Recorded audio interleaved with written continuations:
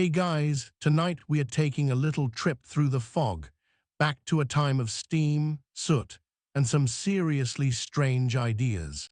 We are heading to Victorian England to investigate the bizarre and often disastrous quest to invent a silent alarm clock. Yes, in an age before reliable plumbing, people were already dreaming of a personalized, discreet wake-up call. Frankly, just waking up in Victorian London without immediately being run over by a horse-drawn omnibus was a victory. So, before you get comfortable, take a moment to like the video and subscribe, but only if you genuinely enjoy what I do here. Go ahead and drop a comment letting me know your city and what time it is for you. It's always fun to see where everyone is tuning in from. Now dim the lights, maybe turn on a fan for that soft background hum, and let's ease into tonight's journey together. You float up from the murky depths of sleep, not gently, but pulled by 100 invisible threads of sound. What is it that's waking you? It isn't the soft melody of a phone or the gentle buzz of a smartwatch. No, your alarm is an entire city, performing a chaotic, industrial symphony. The first sound is a low, mournful moan from far away. It's the factory whistle, the first breath of a great iron beast, signaling the start of a shift. It injects the cold, damp air with a sense of mechanical urgency. You try to burrow deeper into your pillow, a lumpy sack that smells faintly of straw and mildew, but it's no use. The sounds find their way in. Next, you hear it from the street below, a sharp, rhythmic clatter. Not footsteps, but the iron-shod hooves of a dray horse on slick cobblestones, each step a cold, hard tap. This is quickly joined by a man's voice, stretched into a nasal cry, "Milk. Fresh milk." His call slices right through the thin glass of your window and pours directly into your ear. You roll over, pulling the threadbare blanket over your head, trying to cling to the last dissolving fragments of a dream. But London is just getting warmed up. More instruments are joining the orchestra. A nearby church bell clumsily strikes 5, a heavy-handed reminder that time is real and unforgiving. A racking cough erupts from the next room. Your neighbor who works the docks is clearing his lungs of yesterday's coal-laced fog.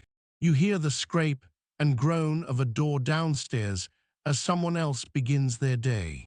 This is your alarm clock, a giant, sprawling, organic machine made of a million moving parts. Before the age of industry, life for most was governed by the sun. You rose with the dawn and rested at dusk. Time was a fluid thing, measured by light and season. But now, you live in a world ruled by the clock. The factory whistle, the office opening, the train schedule, everything is ruthlessly sliced into hours and minutes. Being 5 minutes late could cost you an hour's pay. Being 10 minutes late could mean losing your job to the next hungry soul waiting at the gates. This anxiety, this constant pressure of the clock, is the defining feature of life in the Victorian city. Historians and sleep scientists still debate whether this radical shift from natural rhythms to mechanical schedules was a triumph of human progress or a brutal assault on our biology, which may have preferred a segmented sleep with a period of wakefulness in the middle of the night. For you, however, it's not a debate. It's a matter of survival. You have to wake up on time. The problem is, the city's wake-up service is both overwhelming and unreliable. It starts its rumbling as early as 4 a.m. But on a particularly foggy morning, the sounds might be so muffled that you sleep right through them, only to wake in a panic. You need something personal, something dependable. Why not just get a clock with a bell? You might ask. It's a logical question, but it overlooks a fundamental reality of your world. Take a deep breath. In the air of your small room, you can smell more than just soot and dampness. You can smell other people. That's because you are not sleeping alone. Your two younger brothers are on a straw pallet on the floor. Your sister shares this very bed. There might even be a boarder, a lodger who rents a corner of the room, separated only by a thin curtain. In this cramped, crowded space with zero privacy, a loud, clanging bell isn't a convenience.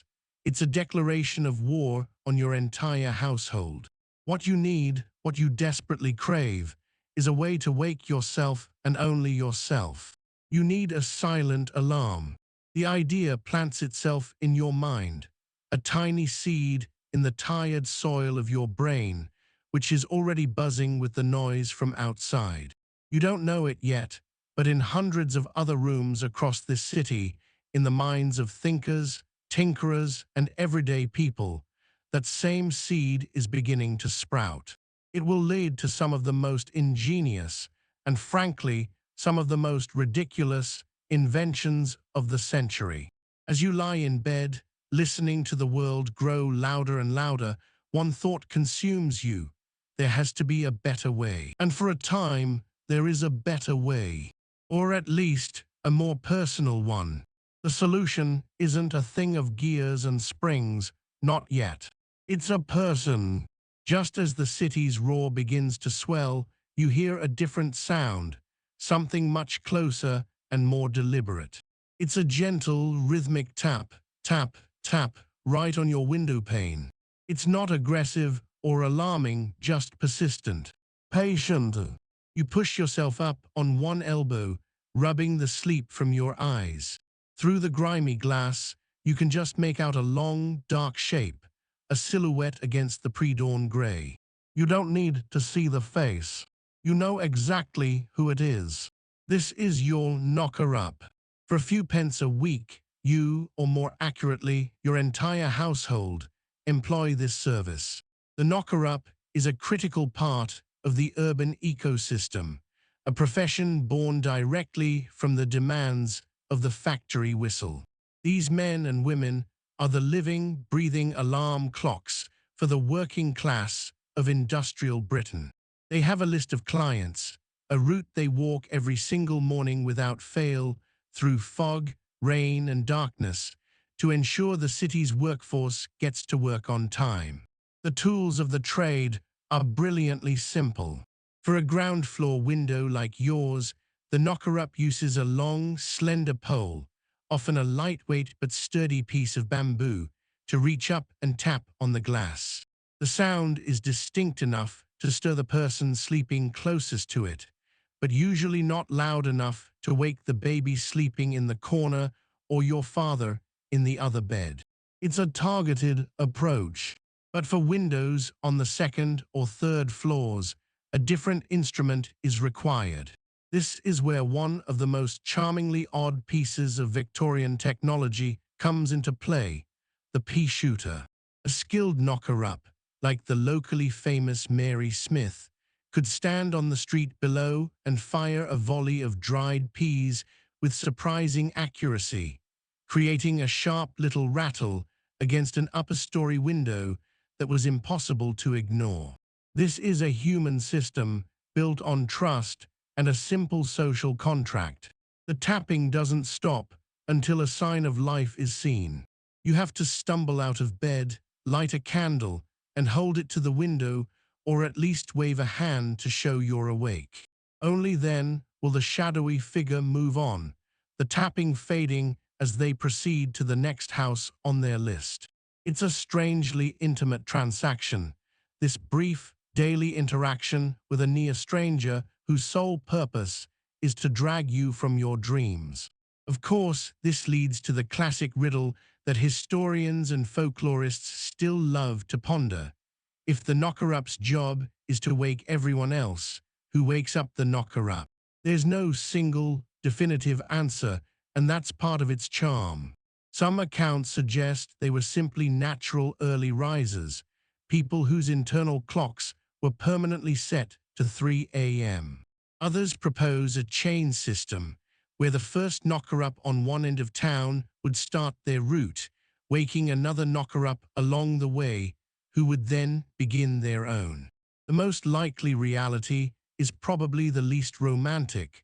They were just incredibly disciplined, perhaps catching their sleep in short bursts between their early morning rounds and other jobs they might hold later in the day.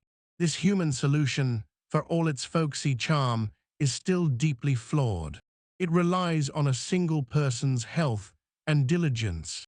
What happens if your knocker-up falls ill or sleeps through their own non-existent alarm? What if, on a particularly dark and foggy morning, they miscount the houses and tap on your neighbor's window instead, leaving you to the mercy of fate? The entire system, the one that guarantees your family's income, rests on the reliability of one person with a long stick. The knocker-up was, in essence, a human cog in the great industrial machine, a specialist whose job was to make sure all the other human cogs were in place at the right time. But they were still an external force. That tapping on the window, while more personal than a factory whistle, is still a noise from the outside world, a command from someone else. It's a constant reminder of your lack of control, your dependence on the public sphere, even for the most private act of waking. You give a tired wave at the window. The tapping ceases. The silhouette nods once, then melts back into the gloom. You've done your part. You're awake. For today, the system has worked. But as you stand shivering on the cold floorboards, the thought from before returns, stronger now. This is better, yes, but it's not the answer. The desire for true autonomy, for a wake-up call that is yours and yours alone, that happens silently, privately, and mechanically within the four walls of your own room. That desire is stronger than ever. The human touch is nice, but the future, surely, must belong to the machine. A machine. The thought feels revolutionary, a leap into the modern age. It's so logical. A small, personal clockwork device. You could buy one, own it, place it by your bed. Inside its brass casing, a series of gears would turn with perfect, predictable patience. When the hands reached the designated time, a tiny hammer would strike a bell. Ring. A sharp, clean, mechanical sound. Simple, reliable, and all yours. It's a beautiful idea. Now hold that thought. Look around you. I mean, really look. Let your eyes adjust to the gloom of the single room that is your entire world. Over there, on the straw pallet by the door, are your two brothers. One needs to be at the shipyard by 7, but the other works a later shift at the docks and doesn't need to be up for hours. His sleep is precious, the only thing that will mend his aching muscles from hauling crates all day yesterday. A sudden, violent bell would steal that from him. In the bed next to yours, your mother is sleeping. Or trying to. She's the lightest of sleepers, startled by every cough from the street. She was up late last night, her fingers raw from stitching shirts by candlelight for a few extra shillings. Her rest is fragile, a thin piece of glass that a loud noise would shatter instantly. Your sister is beside her, a rare day of rest ahead of her after a 6-day week working as a scullery maid. To wake her before she absolutely has to would be an act of cruelty. This one room is the kitchen, the bedroom, and the living space for your entire family. The air is thick with the smells of sleep, old cooking, and damp wool. Now imagine it, a shrill, piercing bell ripping through the quiet, shared air. It wouldn't just wake you. It would be a sonic explosion, an assault on every person in the room. But it doesn't stop there. Press your ear to the wall. It's thin, made of cheap lath and plaster. You can hear the faint snores of Mr. Griggs next door. You can hear the fussy whimpers of the baby in the apartment above. You live in a tenement, a human beehive, and the walls are like paper. A loud alarm clock in your room would, for all intents and purposes, be an alarm clock in their rooms too. It's not just an inconvenience, it's a profound social crime. In the tightly packed world of the Victorian working class, noise is a public matter. To make an unnecessary racket is to announce your selfishness to the entire building. It suggests a lack of consideration, a lack of decency. There's a powerful social pressure to be part of the respectable poor, and a key part of that is maintaining a sense of order. This includes controlling the noise you make. A loud alarm would be a brazen declaration that your schedule is more important than anyone else's peace, a luxury no one here can afford. This reality forces a re-evaluation of what privacy even means. Historians and sociologists still debate the true nature of Victorian privacy. Was the concept of personal space, as we know it, simply non-existent for the majority of the population, or did they create it through a complex and unspoken set of rules? You know the answer. Privacy isn't about solid walls, it's about invisible ones. It's the curtain that separates the lodger's corner. It's the way you learn to avert your eyes when someone is changing. It's the quiet understanding of whose turn it is to use the single chair. These are the delicate, unwritten treaties that make living on top of one another possible. A loud, intrusive bell would be like dropping a bomb in the middle of these fragile negotiations. So the simple, beautiful idea of a bell alarm is actually a nightmare. It's an instrument of chaos, not of order. The knocker-up's tap, for all its flaws, was polite. It was a request, not a demand. It was directed, personal, and it respected the sanctity of the sleeping household. It was a noise, yes, but a quiet one, a civilized one. Any mechanical device that hoped to replace it would have to learn the same manners. It would have to understand the social geography of the tenement. It would have to be able to single out one person in a room full of sleepers and wake only them. The challenge, you realize, is far more complex than you first imagined. The problem isn't just a matter of engineering, it's a matter of social engineering. The goal isn't to invent a better alarm. The goal is to invent a silent one that can communicate with you and only you across the boundary of sleep. The solution can't be found in making a louder, more efficient noise. The solution must be found by eliminating noise altogether. And so, in the quiet of your mind, the real quest begins. A quest for a clever, silent servant. So, if not sound, then what? The next logical step is touch. A gentle prod, a soft shake of the shoulder. It's the most basic, human way of waking someone without a fuss.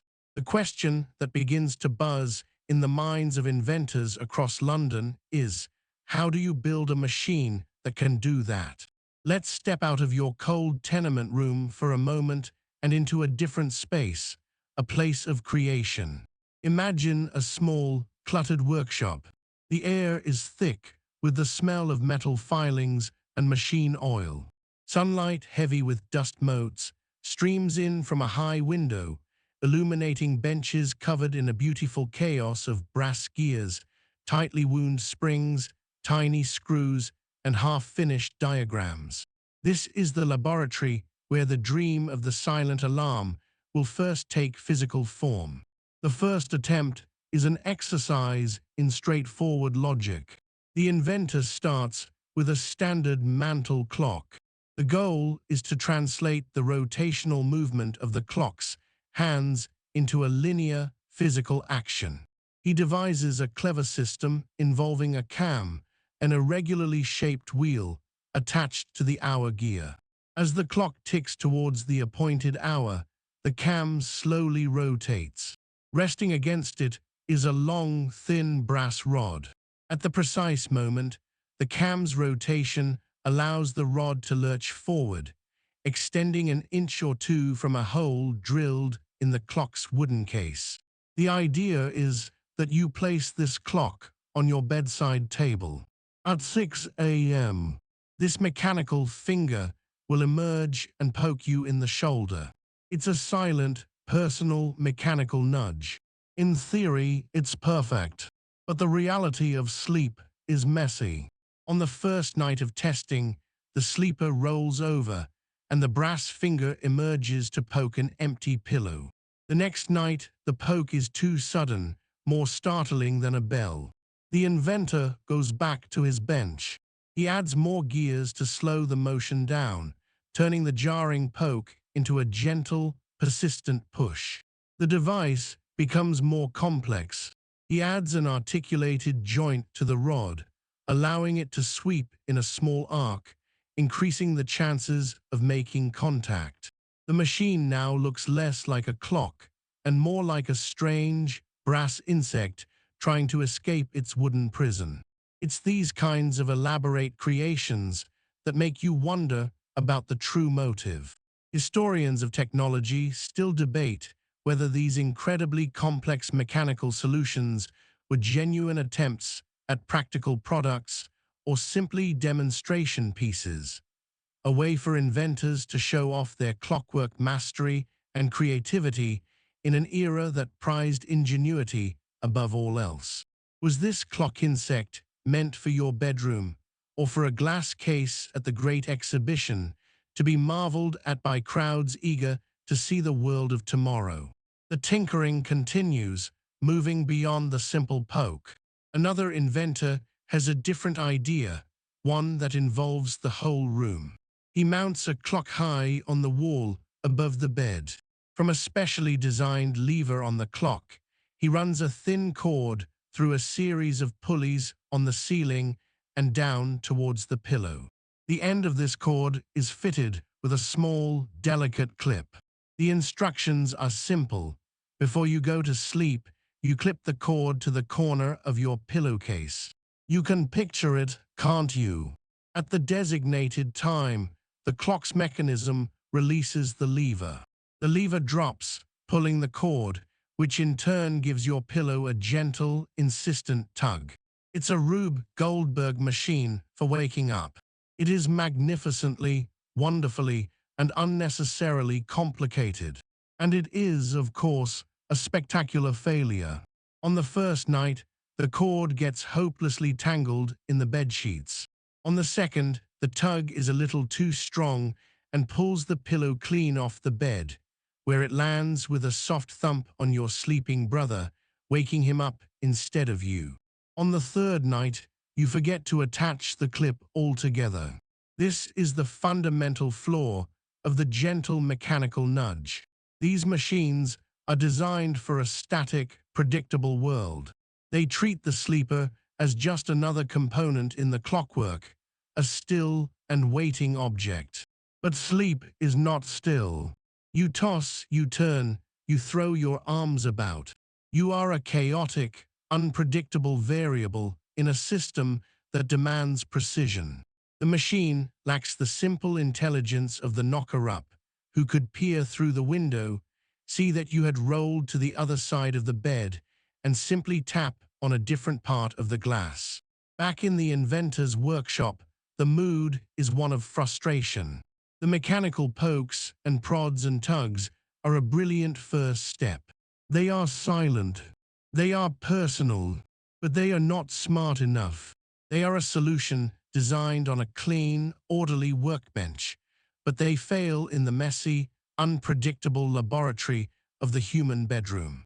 The inventors, you suspect, must realize that the sense of touch might be a dead end.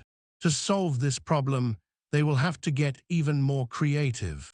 They will need to explore the other senses. Touch was a failure. It was too literal, too easily outsmarted by the simple, unconscious act of rolling over in one's sleep. So the inventor's mind, always seeking a new angle, turns away from the solid world of mechanics and towards the invisible, pervasive realm of chemistry. It turns to a sense that you cannot so easily evade, one that permeates the very air you breathe, the sense of smell. Our scene shifts from the machinist's workshop to the chemist's laboratory. The air here doesn't smell of oil and metal, but of something sharper, cleaner, with an undercurrent of bitter herbs and sweet floral essences. The walls are lined with shelves holding countless glass bottles, blue, green, and amber, filled with mysterious powders and liquids, their contents identified by elegant, handwritten Latin labels. This is the domain of a new kind of inventor, one who believes the solution to waking up lies not in a poke, but in a potion. The theory itself is rather elegant. A sound or a touch can be localized, but a scent fills a space. Think of the instant, primal alert triggered by the smell of smoke. Or consider the smelling salts, that staple of Victorian life. A sharp whiff of ammonia salts used to jolt fainting ladies back to consciousness. The principle is proven. A potent enough smell can slice right through the fog of sleep. The challenge is to automate it. How do you build a clock that can, at a precise moment, release a scent into the air? The resulting device is a marvel of strange ingenuity. Picture a handsome wooden clock, but where the bell should be, there is a small, intricate mechanism holding a sealed glass vial. At the designated hour, the clockwork doesn't strike a hammer. Instead, it triggers a tiny lever that uncorks the vial. A second mechanism then activates a small bellows, no bigger than your thumb, which gives a gentle puff, sending a cloud of scented particles wafting towards the sleeper. A silent, olfactory alarm. But this raises the most important question: what is the perfect wake-up scent? This is where the theory collides with comical reality. The first experiments focus on pleasant aromas. The inventor fills the vial with a gentle lavender oil. The result? You simply incorporate the scent into your dream, finding yourself wandering through a fragrant purple field in Provence. Your sleep becomes deeper, more blissful. A complete failure. He tries rosewater with similar results. You dream you are in a magnificent garden, and you are an hour late for work. Clearly, pleasantness is not the answer. The inventor realizes he needs to be more forceful. He needs a smell that doesn't soothe, but shocks. This is where things get unpleasant. The next vial is filled with a solution of ammonia, the very essence of smelling salts. The clock mechanism works perfectly. At 6 a.m., a silent puff of concentrated ammonia vapor hits you. Your eyes fly open, watering instantly. Your nostrils burn. You gasp, choking on the acrid air, and sit bolt upright in bed. Success! You are awake. But you are not the only one. The silent alarm has filled your small, poorly ventilated room with a chemical weapon. Your brother in the next bed wakes up sputtering, convinced something terrible has happened. Your mother starts coughing violently, and the baby, smelling the sharp, alien scent, begins to wail. Within seconds, the entire room is awake, panicked, and choking. You have replaced the singular crime of a loud bell with the collective punishment of a noxious gas. The silent alarm has created a far more chaotic and terrifying morning than ever before. It is in the face of such disastrous inventions that one begins to wonder about the people behind them. Historians of science continue to debate the line between genuine chemical inquiry and outright quackery in the Victorian era. Was the inventor of the scent clock a serious, if misguided, pioneer of aromatherapy? Or was he simply a charlatan, a huckster capitalizing on the public's naive faith in the new miracles of chemistry, selling bottled stenches with the promise of a modern life? The problems, you realize, are numerous. The foul smell of ammonia or pungent mustard oil doesn't just fade away. It clings to the blankets, the curtains, your very hair for hours. The chemicals could be corrosive, damaging furniture or fabrics. And what of the psychological effect? After a week of being woken by the traumatic smell of burning vinegar, you would likely develop a lifelong aversion to it. The chemical approach, for all its scientific glamour, was a spectacular dead end. It was an idea that sounded clever in the sterile environment of the lab, but failed to account for the complex reality of a shared human space.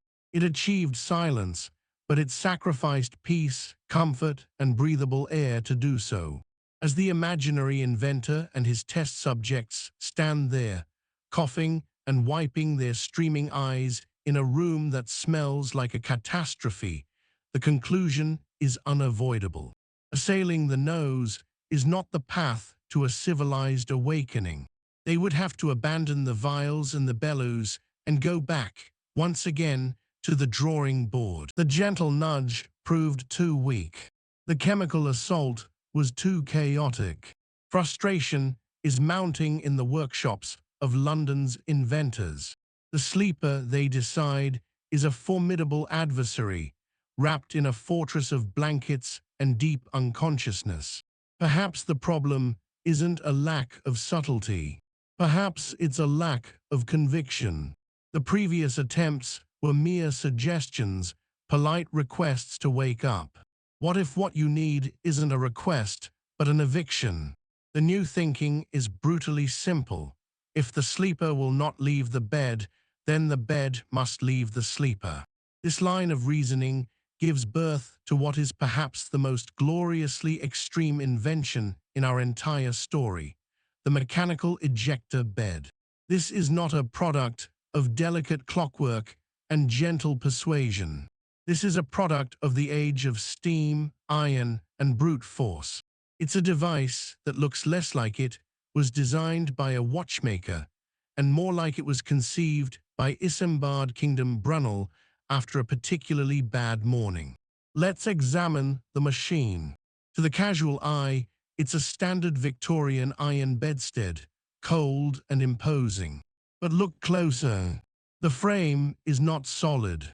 It is hinged at the base. The entire structure is mounted on a heavy-duty clockwork mechanism, a powerful engine of gears and springs that you must wind with a large crank before retiring for the night. You are literally arming your bed. According to the actual patent diagrams filed for such devices, when the clock strikes the appointed hour, it releases a catch, and the powerful spring uncoils, tilting the entire sleeping surface to a sudden, sharp 45-degree angle. Now imagine spending the night in one. You climb into bed with a certain sense of trepidation. As you lie there, you can hear the faint, tense creaking of the powerful coiled spring beneath you, a constant reminder of the potential energy waiting to be unleashed. Sleep doesn't come easily. Every creak and groan of the house sounds like the prelude to your imminent launch. Eventually, though, exhaustion wins. You drift off. Your dreams are untroubled by gentle pokes or fragrant clouds. The awakening, when it comes, is not a sound or a smell. It is a purely physical, visceral event.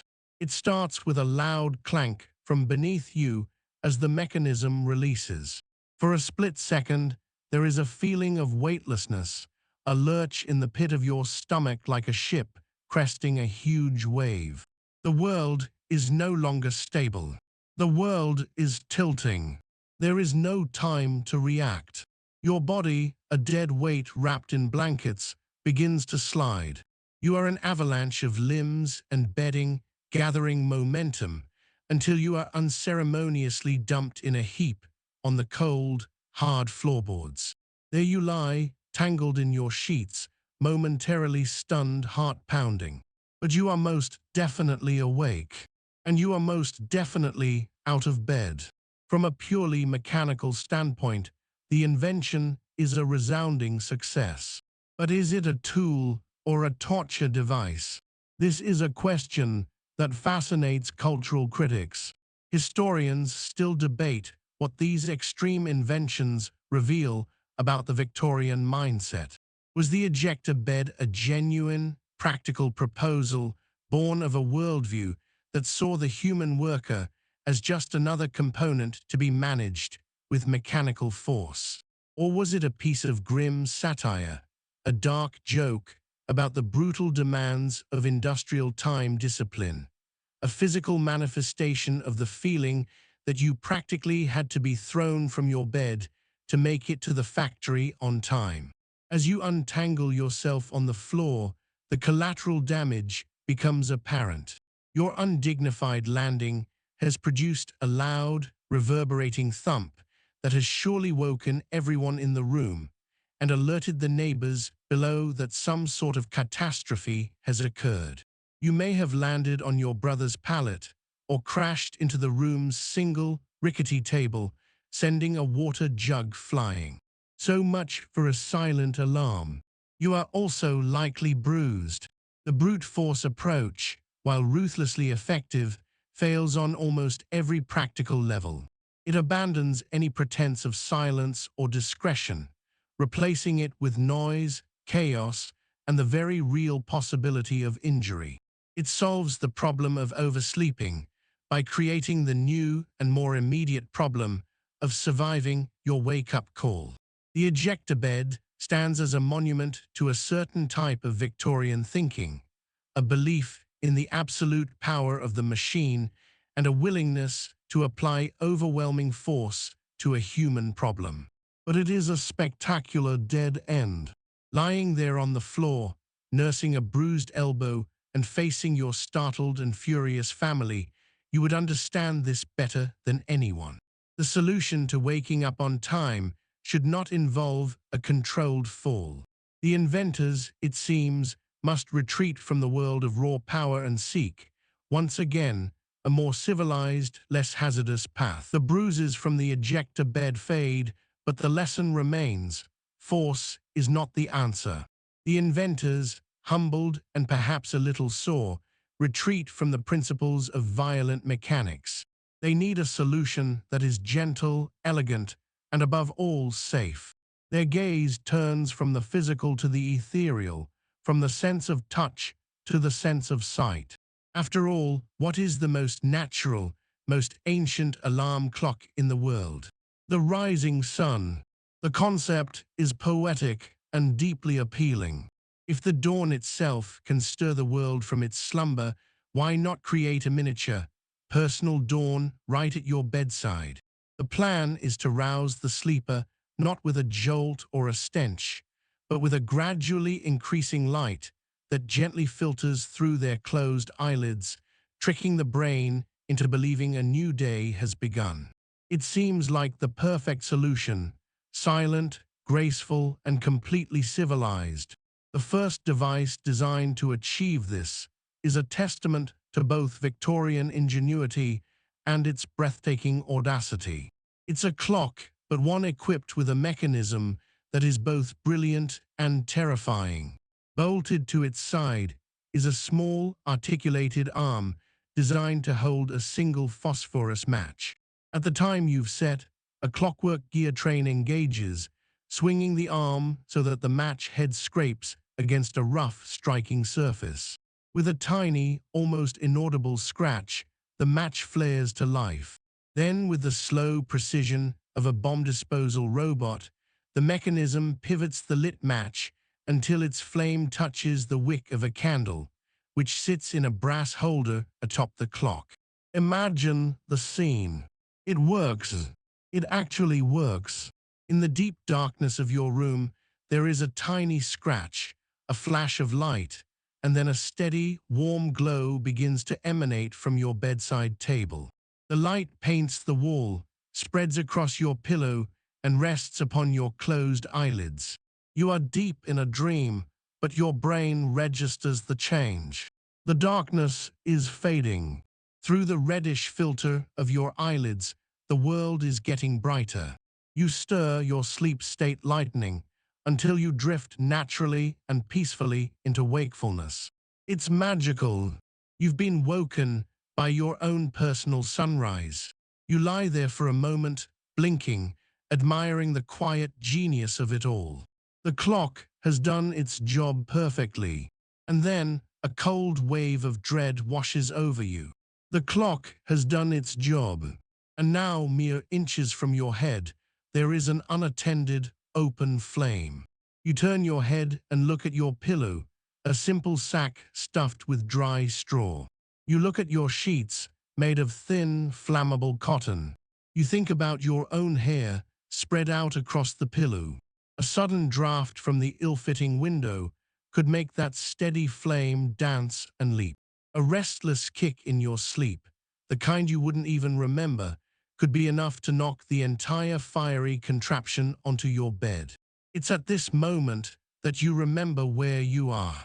Not in a stone castle, but in a tinderbox.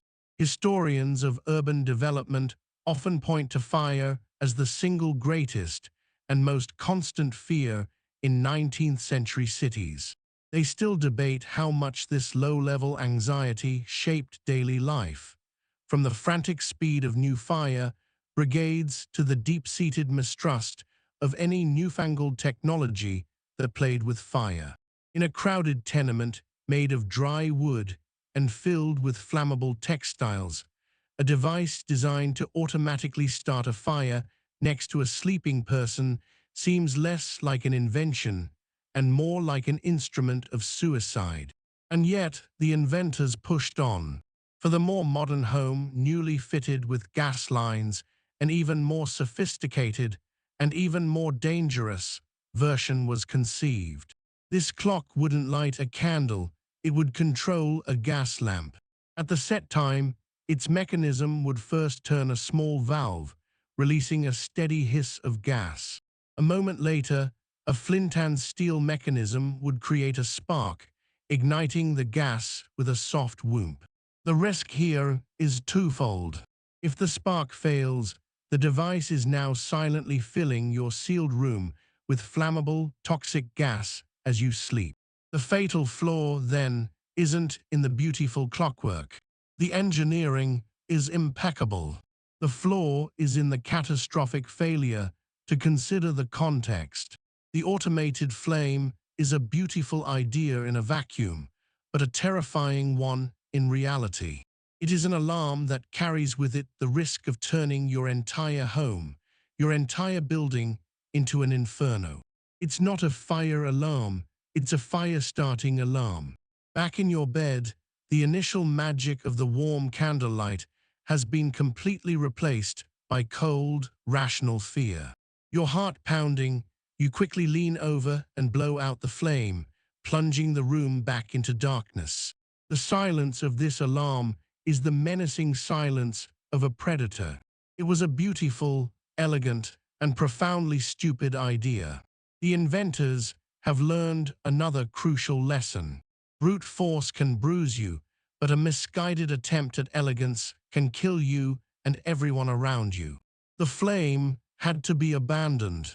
The search for a safe, silent alarm would have to continue. Fire was a terrible, terrifying idea.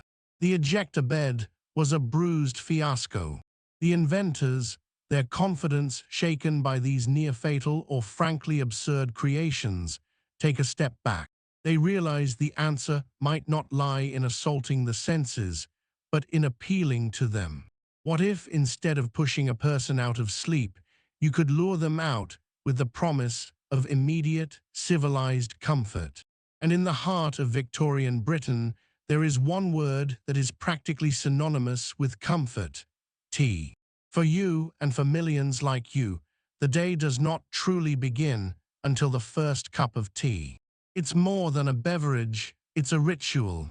It's a moment of warmth in a room that is otherwise bone-chillingly cold. It's a small, affordable luxury in a life that has few. Its gentle dose of caffeine helps cut through the morning fog in your head and prepares you for the long day of labor ahead. Food historians still debate the precise moment when tea transformed from an exotic luxury of the aristocracy into a daily necessity for the working class? Was it driven by falling prices as trade routes expanded? Was it the stimulating properties that were so well suited to the relentless pace of the factory floor? Or was it simply its profound psychological power to provide a moment of warm, civilized comfort in otherwise harsh and unforgiving living conditions? Whatever the reason, its importance is absolute. To wake up with a fresh cup of tea already waiting would not just be convenient, it would be the height of luxury. This very thought gives rise to what is arguably the most charming and quintessentially British of all the silent alarm inventions, the automatic tea-making machine.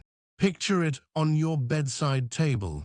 It's an elaborate brass contraption, a masterpiece of optimistic engineering. It combines a clock with a small spirit lamp, a kettle, a container for loose-leaf tea, and a teapot, with a cup and saucer poised expectantly beneath its spout. The early patents for these devices, the ancestors of the modern teasmade, show a delightful mechanical ambition. This machine does not perform a single action. It performs a ballet. At the time you've set, the clockwork initiates a precise sequence of events. First, a lever scratches a match and lights the spirit lamp beneath the kettle. Yes, there's still a flame, but it's a more controlled, purposeful one. You wait, perhaps stirring slightly in your sleep, as the water begins to heat up. When the kettle boils, a steam-powered whistle might sound a single, soft note, or a bimetallic strip might bend, triggering the next stage. The machine then carefully tips the kettle, pouring the boiling water into the adjacent teapot, which it has already dutifully loaded with a spoonful of tea leaves. The machine waits. Another set of gears whirs quietly, timing the brew. 2 minutes. 3. You've set it to your preference.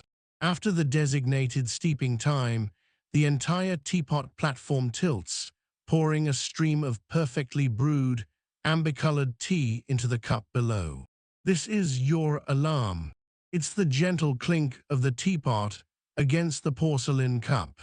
It's the sudden, pervasive, and deeply comforting aroma of fresh tea filling the air. It's a scent that doesn't shock you awake, but welcomes you to the day. You open your eyes, and there it is. A steaming, perfect cup of tea, waiting for you before you've even fully thrown off the blanket. It is, for a moment, the most perfect invention in the world. But like all these wonderful dreams, it runs into the messy, imperfect reality. The timing mechanisms, for all their brassy beauty, are rarely perfect. More often than not, the tea is left to brew for too long, resulting in a bitter, stewed liquid that's barely drinkable. The milk, which you had to leave out beside it the night before, is now lukewarm and vaguely sour. And then there are the mechanical failures. Sometimes the tipping mechanism for the kettle is overzealous, splashing boiling water across the floorboards and your few meager possessions. Sometimes the teapot doesn't pour cleanly, creating a brown puddle on the bedside table. And of course, there's the still present, if slightly reduced, risk of the spirit lamp deciding to set your curtains ablaze. The automatic tea maker is perhaps the most beloved of all these failures.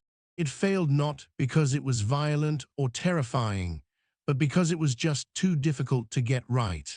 It was a machine trying to perform a delicate human ritual. It was a beautiful idea, the promise of a perfect, effortless start to the day, but the reality was often a tepid, bitter cup and a mess to clean up. It was a step in the right direction, aiming for pleasure instead of panic, but the technology just wasn't quite there. As you sit up in bed, sipping your slightly disappointing, machine-made tea, you know the quest is not over.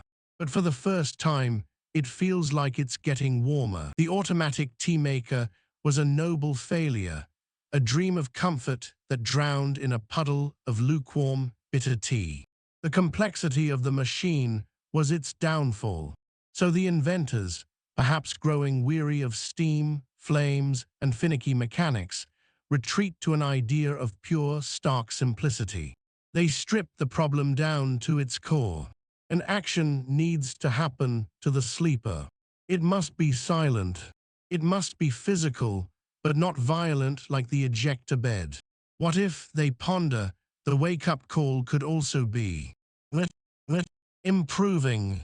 To understand the next invention, you have to understand the Victorian obsession with self-betterment. This was an age that believed fervently in the power of knowledge. Books, once the sole property of the rich, were becoming cheaper and more accessible. A powerful idea took hold. With discipline, hard work, and dedicated reading, anyone could improve their mind, their morals, and their station in life. Books weren't just for pleasure, they were tools. They were weights for exercising the intellect, ladders for climbing out of poverty and ignorance. Of course, not everyone saw this movement in such a rosy light. Cultural historians still debate the true impact of this self-help craze. Was the explosion of improving literature a genuine force for education and social mobility, or was it a subtle tool of social control, a way of impressing middle-class values of discipline, productivity, and sobriety upon the working population? It's a debate that adds a layer of irony to our next device. This invention, let's call it the intellectual's awakening apparatus, is born from this cultural mindset. It is a rebellion against the fussy complexity of the tea maker. It is brilliantly, almost comically simple. It consists of a small, hinged shelf mounted on the wall or the headboard directly above the sleeper's pillow. A simple catch holds the shelf in its horizontal position. This catch is attached by a piece of string to the alarm hand on an ordinary clock. The operation is foolproof. Before going to sleep, you select a book and place it on the shelf. At the designated hour, the alarm hand on the clock moves, pulling the string and releasing the catch. The shelf, now unsupported, tips forward. The book slides off and lands upon the sleeper below. The alarm is the soft but distinct thud of the book landing on your chest or pillow, followed by the gentle pressure of its weight. Imagine the satirical possibilities. You choose your alarm each night, feeling in need of a dramatic awakening. A heavy, leather-bound volume of Shakespeare's tragedies. A gentler, more poetic start to the day. A slim book of verses by Tennyson. You are literally being struck by knowledge. You are woken up by the weight of great literature. It's the ultimate physical manifestation of the self-improvement ethos. You open your eyes to find Charles Dickens resting on your nose. It's a clever idea. It's silent. It's personal. And it is, of course, another failure. Its elegant simplicity is its undoing. First, there's the problem of accuracy. You, being a restless sleeper, have rolled onto your side. At 6 a.m., the shelf tips and the book lands with a soft whump on the empty mattress beside you. You sleep on, undisturbed, dreaming of libraries. Then there is the issue of impact. The book doesn't always land gently on your chest. Sometimes it lands squarely on your face, which is far more shocking than a knocker-up's tap. Other times, it bounces off your shoulder and knocks over the precious jug of water on your nightstand, creating the very kind of mess the device was meant to avoid. And most critically, there is the problem of calibration. A slim volume of poetry is often too light to even register. A heavy book, like a family Bible or a dense history of England, is more than heavy enough to be painful. You might be woken up, but with a sore head. Finding a book with the perfect wake-up weight is an impossible task. Unlike the tea maker, which was a genuinely ambitious dream of comfort, there's an inherent absurdity to the book dropper. It's an idea that feels like it was lifted from the pages of Punch, the satirical magazine of the day, yet some earnest inventor, swept up in the era's can-do spirit, almost certainly took it seriously. It cloaks itself in the high-minded ideals of education, but at its heart, it's a machine for dropping things on a person's head. And so, this simple, intellectual solution joins the pile of failed attempts. It proved that even the most basic mechanical action is fraught with complications when applied to the unpredictable human form. Rubbing the spot on your forehead where great expectations made an unexpected appearance, you realize the inventors are running out of simple ideas. They have tried gentle touch and brute force. They have tried chemistry and heat. They have now tried gravity and literature. All have failed. The next step, it would seem, must involve something entirely new. It would have to harness the most modern, mysterious, and invisible force of the age. The world of the visible has been exhausted. Gears have failed, chemicals have failed, flames have failed, and gravity has failed. The inventors, having tried every tangible thing they can think of, now turn their attention to the intangible. A new and mysterious power is beginning to thread its way through the modern world, an invisible force spoken of with a mixture of reverence and fear. It can create light from nothing, drive motors without steam, and carry messages across vast distances in an instant. They call it electricity. In the late Victorian era, electricity is pure magic. Public demonstrations draw huge crowds who gasp as a filament inside a glass bulb glows with impossible light. It is also hailed as a miracle cure. Medical electricity is the great new fad. Quack doctors and opportunistic salesmen sell galvanic belts, electric corsets, and shocking machines that promise to cure everything from nervousness and indigestion to baldness. People are fascinated by this invisible energy, desperate to harness its power for themselves. This strange relationship with a new technology is something modern observers find fascinating. Historians of medicine still debate the public's embrace of these weird gadgets. Was the widespread sale of galvanic belts and brushes a sign of pure scientific gullibility, or was it an early, clumsy attempt at what we might now call biohacking, a genuine desire by ordinary people to use a powerful new force to master their own bodies and health? It is from this strange soup of science, hope, and hucksterism that the electric silent alarm is born. The device itself looks less like a household appliance and more like a piece of laboratory equipment. On your bedside table sits a clock, but beside it is a heavy glass jar containing two different metal plates, perhaps copper and zinc, submerged in a weak acidic solution. This is the battery, a wet cell that provides the current. Two insulated wires run from this jar, ending not in a bell, but in two small metal plates, or perhaps two pads of cloth wrapped around sponges. The instructions for this galvanic awakener are unlike any that have come before. Before you sleep, you must dampen the two cloth pads and apply them to your body, one on your wrist, say, and the other on your ankle. Or, in another version, you might simply hold two polished brass cylinders in your hands as you drift off to sleep. The goal is to make your own body part of the electrical circuit. You lie in bed, wired up like a science experiment, a faint, metallic taste in your mouth. Sleep feels different, charged with a strange, nervous energy.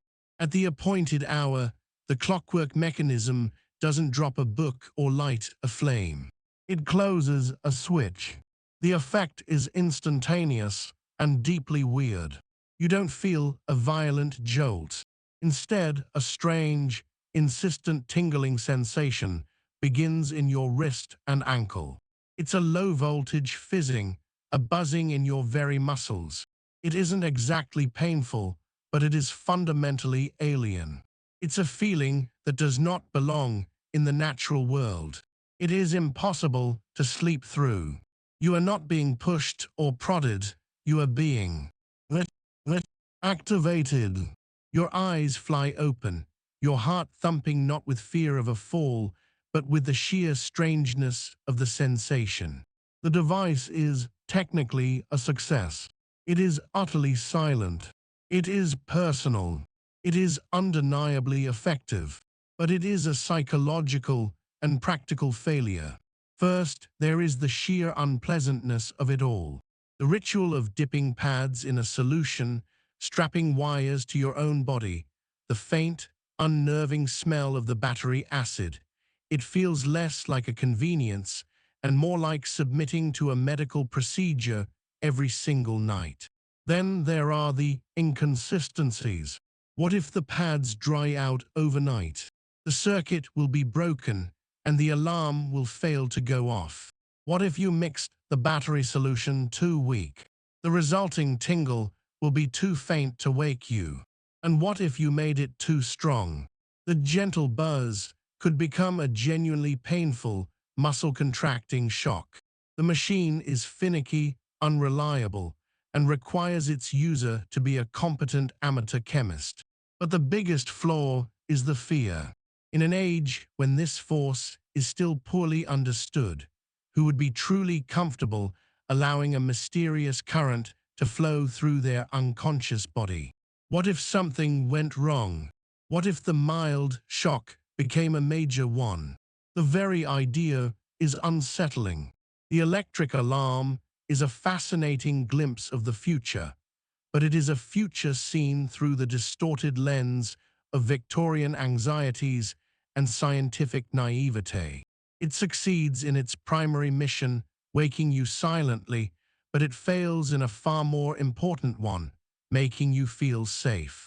Waking up should be a gentle return, not a bizarre science experiment. The experience is simply too alien. The silent alarm the inventors are forced to learn must not only work. It must be a device a person is willing to trust and to use more than once. The search for a friendly machine had to go on. Let's pause for a moment. Let's step away from the bedside, away from the strange contraptions of brass and wire, the beds that throw you and the clocks that serve you bitter tea. We've witnessed a long parade of failures, each one more elaborate or absurd than the last. A logical person looking at this string of fiascos might ask a simple question. Why? Why did they keep trying? Why this relentless, almost manic pursuit of a solution to what seems like a relatively minor problem? To answer that, you have to look beyond the workshops and patent diagrams. The answer isn't about the alarm clock itself. It's about the very air you are breathing. You are living in an age of staggering, intoxicating confidence. This is a society that is laying telegraph cables across the bottom of the Atlantic Ocean, building revolutionary iron ships that dwarf anything that has come before, and carving canals through entire continents. There is a deep, unshakable belief that there is no problem, be it human, social, or mechanical, that cannot be solved with sufficient ingenuity, a bit of steam power, and a good set of gears. This is the grand religion of the 19th century, the doctrine of progress. The ultimate cathedral for this faith is the Crystal Palace, home to the Great Exhibition of 1851. Imagine walking into that vast, glittering building of glass and iron. It's a wonderland showcasing the marvels of the industrial world. You see steam-powered looms that weave intricate patterns faster than 100 skilled hands, bizarre agricultural machines that promise to feed the world, and even a colossal fountain that circulates gallons of perfume. You would walk out of that palace absolutely convinced that a machine to wake you up silently wasn't just possible, it was inevitable. A minor puzzle for the great minds of the age. This unshakable optimism fuels a national obsession. You see it most clearly at the patent office, which is flooded by a tidal wave of ideas from every corner of society. Our silent alarm clock is just one drop in an ocean of hopeful inventions. Here are patents for an automatic hat-tipping apparatus, for the gentleman who finds the social obligation of greeting others simply too strenuous. Here are designs for a mechanical page-turner for books, and a special device for holding up a lady's long skirts to keep them out of the mud. There's even a patent for a self-lighting and extinguishing cigar. Seen in this context, the quest for the silent alarm no longer seems like an isolated madness. It's a single, perfectly representative symptom of a nationwide invention fever. Historians of innovation still debate the true value of this period. Was this chaotic bubble of creative energy the engine of true progress, laying the groundwork for the modern technological world?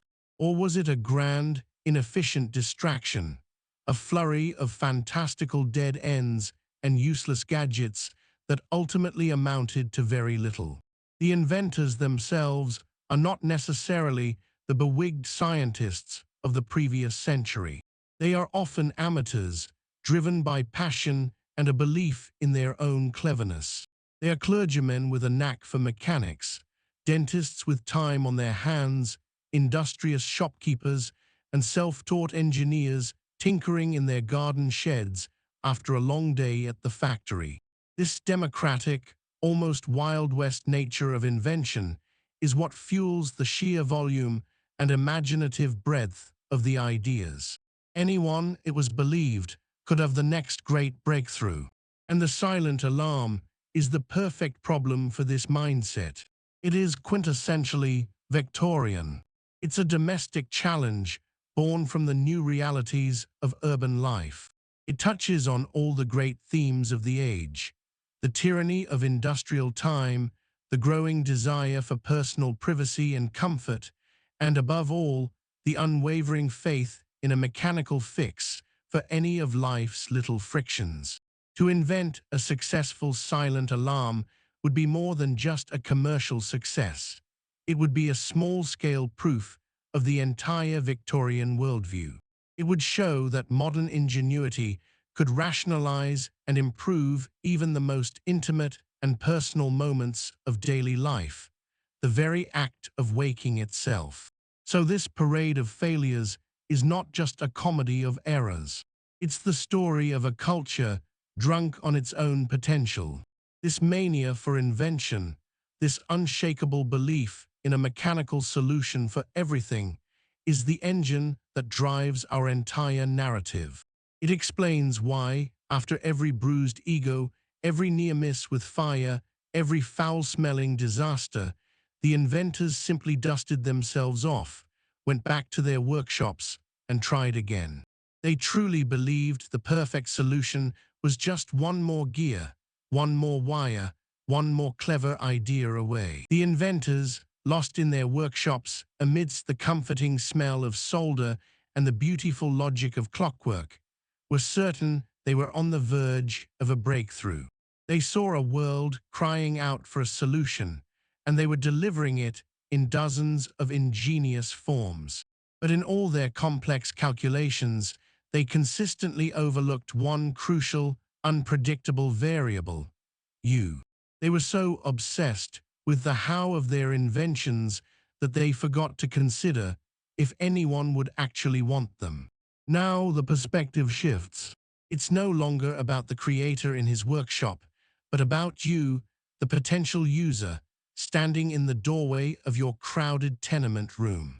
Imagine one of these inventors, his eyes wild with the thrill of creation, trying to sell you his latest marvel. He presents you with the ejector bed. It guarantees you'll be out of bed on time. He proclaims. You look at the heavy springs, the hinged frame. You look at the hard floor. You look at your sleeping children on their pallet nearby. You are not thinking about punctuality. You are thinking about broken bones. You want me to sleep on a catapult. You ask, a cold knot of dread in your stomach. The answer is no. Undeterred, he returns the next week with the candle-lighting clock. A personal sunrise, he says with a flourish. Silent, elegant, poetic. You look at your straw-filled mattress. You glance at the thin, dry wood of the walls. You think of the Great Fire of London, a story passed down through generations, a deep, primal fear of the city's flammability. You want me to place an automated fire starter next to my family while we sleep. The answer is not just no, it's a horrified, emphatic no. He tries again, this time with the galvanic awakener. The power of electricity. The force of the future. He buzzes. He shows you the jar of acid, the wires, the damp pads you're meant to strap to your skin.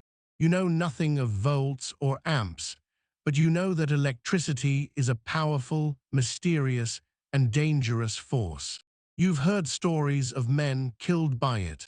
You want me to wire myself to that. The fear of the unknown, of inviting this invisible power into your vulnerable, sleeping body, is overwhelming. This is the great wall the inventors could never seem to climb, the wall of trust. Your home, and specifically your bedroom, is your sanctuary. It is the one place where you are supposed to be safe. To allow one of these strange, unproven, and frankly terrifying contraptions into that space would be an act of radical and foolish faith. The knocker-up, for all his flaws, was a known quantity. He was a person. You might even know his name. He was accountable. His livelihood depended on his reliability. More importantly, he had discretion. He possessed a simple human intelligence that no machine could match. A machine cannot see that you've come home late and look exhausted. A machine cannot tell that the baby is sick and the household needs rest. The knocker-up could. You weren't just paying for a knock on the window, you were paying for a sliver of human judgment. Historians of technology often focus on the genius of inventors, but they increasingly debate the crucial role of the user in shaping history. Was the failure of these silent alarms truly a failure of engineering? Or was it a failure of inventors to understand the deep-seated psychological needs and fears of the very people they were trying to help? They were solving a mechanical puzzle in their heads, not the real-life problem that existed in your home. Furthermore, these new inventions were a burden. They demanded your participation. You had to remember to wind the heavy spring of the ejector bed. You had to carefully replace the candle and match each night. You had to mix the chemical solution for the scent clock or the battery for the electric one. These were new chores added to a life already overflowing with labor. The knocker-up required nothing from you but a few pence a week. In a strange twist, the modern solution was often more work than the traditional one. So the final verdict was delivered not by the patent office or by a panel of engineers, but by the silent, collective judgment of the marketplace. The public, represented by you, looked at these offerings and returned a resounding, "No, thank you." You chose the flawed but familiar human system over the flawed and terrifying mechanical one. It wasn't a rejection of progress. It was a perfectly rational risk assessment. The potential benefit, waking up without disturbing the person next to you, was minuscule compared to the potential risks: fire, injury, poison, or electric shock. The inventors had created solutions that were infinitely more frightening than the original problem. And so their marvelous creations were doomed to remain as curiosities, gathering dust on workshop shelves and in the pages of patent archives, because they had failed the single most important test of all. They had failed to earn your trust. The great minds of Victorian invention were stumped. They had followed every creative path: touch, smell, force, light, and even electricity, and each one had led to a dead end. In their relentless pursuit of a clever, silent, and complex new machine, they had completely missed the real revolution happening all around them. The answer to the silent alarm problem wasn't to be found in a more ingenious device. It was to be found in a more efficient factory. While London's tinkerers were busy building their fantastical one-off contraptions, a different kind of revolution was taking shape hundreds of miles away, in the vast, modern factories of Germany's Black Forest and the industrial heartlands of America. Here, the focus wasn't on inventing a new type of clock, but on perfecting a new way of making them. For centuries, clocks had been luxury items, painstakingly assembled by skilled artisans, their brass movements a mark of wealth and status. But now, using new techniques of mass production with stamped metal parts and efficient assembly lines, these factories began churning them out by the thousands. And with mass production came a collapse in price. Suddenly, a personal alarm clock was no longer the equivalent of a week's wages. It cost a few shillings, not a few pounds. You start seeing them everywhere. They are not just in the windows of expensive jewelers anymore. They are sold in general stores, hardware shops, and even through mail-order catalogs. For the first time in history, owning a personal, reliable timekeeping device is within the economic reach of the ordinary working family. This shift sparks a fascinating question that keeps academics busy to this day. Economic historians still debate the true driver of mass consumerism. Was it the genius of inventors creating novel products that people had never seen before? Or was it the genius of manufacturers who figured out how to produce existing, familiar products so cheaply that they became a part of everyday life? The humble alarm clock makes a powerful case for the manufacturers. The technology for a bell in a clock was ancient. What changed the world was making it cheap. This simple economic shift provided an elegant, if unexpected, solution to the problem that had plagued the inventors. The core issue, you realize, was never the sound of the bell itself. The issue was that one sound, one alarm, was being used for a whole room of people with different needs and different schedules. The problem wasn't noise, it was the impersonality of the noise. But what happens when everyone can afford their own clock? Let's step back into your room a few years later. The world has changed. Your brother, who works the early shift at the docks, now has his own small, nickel-plated alarm clock on the crate beside his bed. You, with your later start time, have yours on the windowsill. These clocks are not silent. In fact, they are aggressively, unapologetically loud. They are the classic Big Ben style of clock, with two bells mounted on the top and a little hammer that vibrates furiously between them. The sound they make is a jarring, metallic, brain-rattling brrrrrrrrring that could probably curdle milk. And yet, this is the machine that succeeds where all the elegant, silent inventions failed. Why? First, it was trustworthy. The mechanism was simple, robust, and reliable. It had one job: to make a racket at a set time, and it did that job exceptionally well. Crucially, it was not going to set you on fire, throw you to the floor, or poison you with strange fumes. You could trust it to be nothing more and nothing less than a clock. Second, because it was cheap, It made time personal. When your brother's clock goes off at 5 a.m., the sound is still loud, but its meaning has changed. It is his alarm.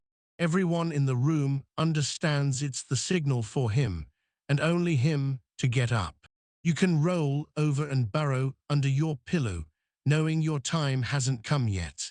The shared physical space of the room has now been divided into personalized time zones. The single, communal morning has been replaced by a series of individual ones. Finally, it was empowering. You were no longer dependent on the factory whistle or the diligence of the knocker-up. Your schedule was now in your own hands. You could control your own morning with a simple, reliable tool that belonged to you. The decades-long, obsessive, and brilliant search for a silent alarm clock was, in the end, completely beside the point. The problem was solved not by a genius in a London workshop, but by an anonymous factory manager in America. The inventors had been trying to eliminate noise. The real solution was to democratize it. The future, it turned out, didn't belong to the silent, complex, and clever machine. It belonged to the loud, simple, and above all, cheap one. So the cheap, loud, mass-produced alarm clock won. Its jarring ring became the sound of the 20th century morning, a victory of practicality over poetry. The story, it would seem, is over. The problem is solved. But what about all those other inventions? The magnificent, absurd, and beautiful failures. The ejector beds and the tea makers, the scent dispensers and the book droppers. Were they all just a colossal waste of time, energy, and brass? Are they nothing more than a comical footnote in the history of technology, a collection of jokes from a bygone era? Or is there more to their story? Let's look back at them not as products, but as ideas. In the world of invention, no experiment is ever a true failure. Every dead end provides a crucial piece of information. Every flawed machine teaches a lesson. The ejector bed, in its magnificent violence, taught a vital lesson about the limits of brute force and the importance of user safety. The candle-lighting clock was a terrifying but effective seminar on the importance of context. The electric shocker was a masterclass in the psychology of trust. Together, these failures created a detailed roadmap of what not to do, which is often just as valuable as a map of what to do. They were the process of elimination that cleared the way for the simple solution to be recognized. This is something that historians of science and technology spend a great deal of time thinking about. They often speak of the latent potential in failed inventions.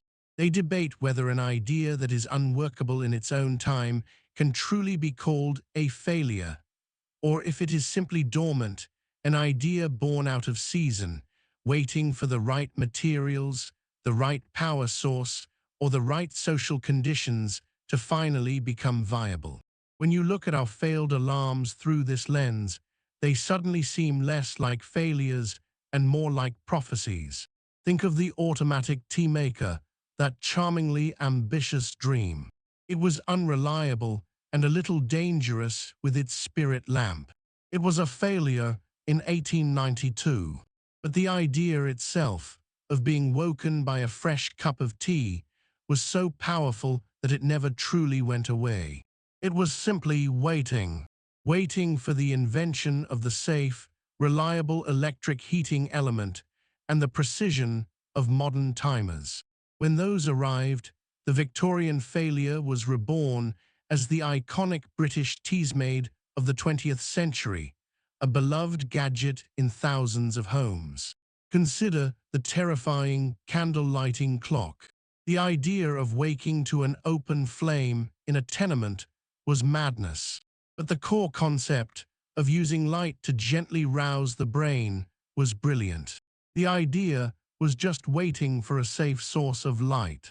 Today, you can buy sunrise simulating alarm clocks that use sophisticated LEDs to slowly brighten a room, mimicking a natural dawn. They are the direct and much safer descendants of that crazy Victorian idea. And what about the desire for a truly personal, silent, tactile alarm? The gentle mechanical nudge was too clumsy, and the galvanic tingle was too weird and frightening. But the dream of being woken by touch without disturbing a partner was the right one. That dream is now a reality, vibrating silently in your pocket or on your wrist. The vibrating alarm in your smartphone or smartwatch is the modern ghost of those early experiments. A personal, silent alarm finally made safe, reliable, and small enough to be a part of your daily life.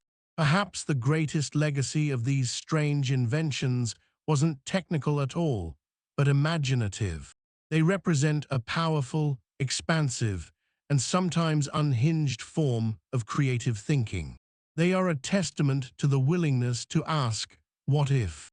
What if we could wake with a scent? What if a bed could decide when you get up? This playful, boundary-pushing spirit is the true fuel of innovation.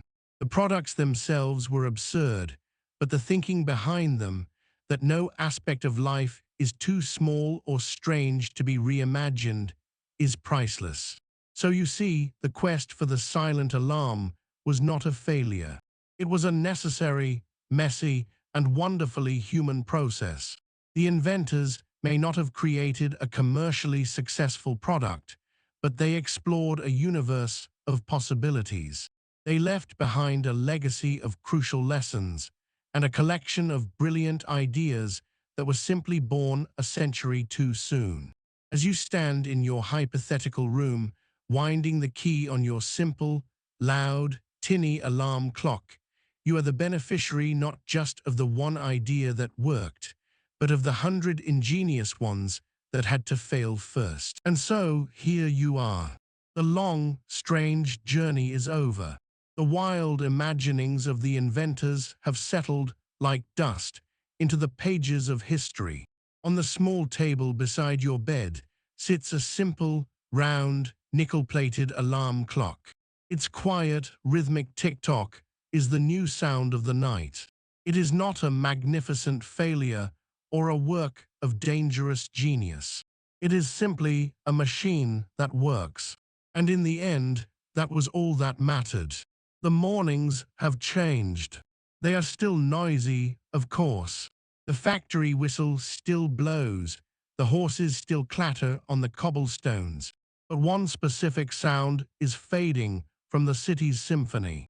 More and more, you notice its absence. It's the gentle, rhythmic tap-tap-tap of the knocker-up's pole on your window pane. With every family that buys one of these new, cheap clocks, the knocker-up's route gets a little shorter. Their list of clients dwindles. There was no grand announcement of their obsolescence, no final day of service. The profession simply, quietly, began to dissolve back into the fabric of the city, becoming a memory, a piece of folklore for future generations to wonder at. One day, you realize you haven't heard the tapping in weeks. The last human alarm clock has been replaced by a million mechanical ones. And in that new silence, you feel a strange, faint sense of loss. The clock is efficient, yes. It gives you control. But it is also cold and impersonal. It doesn't know if you are tired or sick. It has no humanity. The knocker-up was a brief, daily human connection, a reminder that another person was out there, walking the dark and lonely streets alongside you. That shared experience has now been privatized. It's a transition that social historians still ponder. They debate what was truly lost and gained when the human alarm was replaced by the mechanical one. Did the immense gain in personal autonomy and efficiency come at the subtle cost of a certain kind of community interdependence? That simple, daily, paid-for-in-pence connection has vanished, replaced by the solitary relationship between a person and their machine. The great quest for the silent alarm is finally over, and its conclusion is steeped in irony. The inventors tried to create a silent machine to solve a public noise problem. The world instead embraced a loud machine that solved a private time problem. The goal was always to seal off the bedroom, to make the act of waking a truly personal affair, safe from the intrusions of the outside world. The cheap alarm clock achieved this, not by being silent, but by giving everyone their own personal noisemaker, rendering the public one obsolete. You look at the little clock ticking faithfully beside you. It is no longer just a simple object. In your mind, it contains the ghosts of all the ideas that came before it. Within its simple, stamped metal case, you can see the memory of the ejector bed's brute force, the tea maker's comforting ambition, the candle lighter's terrifying elegance, and the electric shocker's futuristic strangeness. Your little clock is the humble survivor of a chaotic and brilliant period of evolution, the one simple creature that was perfectly adapted to its environment. The night in Victorian London feels different now. It feels settled. The frantic energy of the inventors has subsided. The lonely footsteps of the knocker-ups have faded. All that remains is the quiet, steady ticking of thousands upon thousands of identical clocks, each in its own room, each guarding a single person's slumber, each waiting patiently to announce the arrival of a new, and now truly personal, dawn. And now, the story is over.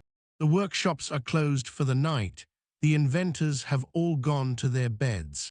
The fog of old London begins to thin, dissolving into the soft, quiet darkness of your own room. The ticking of those thousands of little clocks fades away, replaced now only by the gentle, steady hum of the fan or the sound of your own quiet breathing. There are no more problems to solve tonight. No more machines to build, no more risks to weigh. All that effort, all that anxiety belongs to a world that is now far, far away. A world that has drifted into dream. All that is left is you here, in the comfort and safety of your own bed. Feel the weight of the blanket settling over you, a gentle, reassuring pressure. Let go of the story, let go of the day. Listen to the slow, easy rhythm of your own breath, in, and out. Each breath pulling you a little deeper into rest, a little further from the waking world. You can feel that gentle pull now, the soft, welcoming gravity of sleep. It's a safe harbor after a long journey. Just let it guide you. There is nothing left to do now but drift. Full text ends, good night.